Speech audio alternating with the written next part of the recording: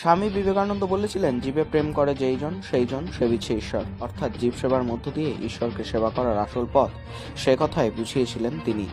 কার্যত সেই বাণীকেই পাথেয় করে আজ সাঁইথিয়ার কুণ্ডলা গ্রামের সত্যানন্দ বয়েজ হোম অনাথ আশ্রমের আশ্রমিকদের সঙ্গে নিজের বাড়ির নবান্ন উৎসবের আনন্দ ভাগ করে নিলেন লাভপুর বিধানসভার অমরপুর গ্রামের বাসিন্দা তথা সমাজসেবী সতীনাথ ভট্টাচার্য। আজ বাংলার সমাজ সংস্কৃতিতে দুর্গাপুজো, কালী পুজোর মতোই নবান্ন উৎসবও যে অন্যতম উৎসব, যে উৎসবে মূলত চাষিরা তাদের চাষ করা নতুন ধান দেবতাদের উদ্দেশ্যে উৎসর্গ করেই নিজেরা গ্রহণ করে থাকেন। আর এখানেই নিজের উদারতার পরিচয় দিলেন সতীনাথ বাবু।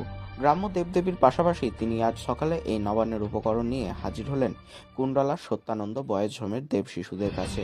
তাদের পাতেই নিজের হাতে তুলে দিলেন নবান্নের যাবতীয় খাদ্য সামগ্রী, নতুন ধান উৎসর্গ করলেন তাদের উদ্দেশ্যেই এবং জানালেন, আজ মৌরেশ্বর বিধানসভা অন্তর্গত কুণ্ডলা গ্রামে সত্যানন্দ বয়স হোমে এসেছি।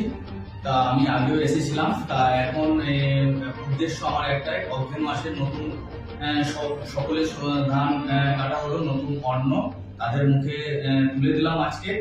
আর আমার বাড়িতেও আজকে নবান, তা আমার বাড়ির সহযোগিতায় আমি আজকে ওদের জন্য নবান নিয়ে এসেছি। আমি ওই অনাথ বাচ্চাদের মুখে আজকে নবান করালাম। তা আমি নিজেকে খুব খুশি, বাচ্চারাও খুব খুশি হয়েছে। আর তবে সতীনাথ বাবুর এমন উদ্যোগে খুশি আশ্রমিকরাও। আশ্রমের তরফে ওই আশ্রমের সুপারিনটেন্ডেন্ট জানান, এমন উদ্যোগ তাদের আশ্রমে এই প্রথম। ফলে সতীনাথ বাবুর এই উদ্যোগে তারাও যথেষ্ট খুশি। এই আশ্রমে আজকে আমাদের লাভপুর বিধানসভার সতীনাথ ভট্টাচার্য উনি আজকে এসছেন।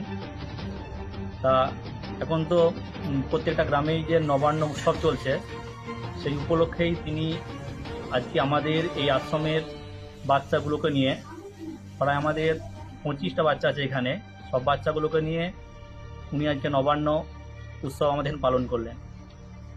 এই উৎসব পালন করতে বাচ্চারা খুবই খুশি, খুবই আনন্দিত, কারণ এর আগে এরকম উৎসব আমাদের এই আশ্রমে হয়নি।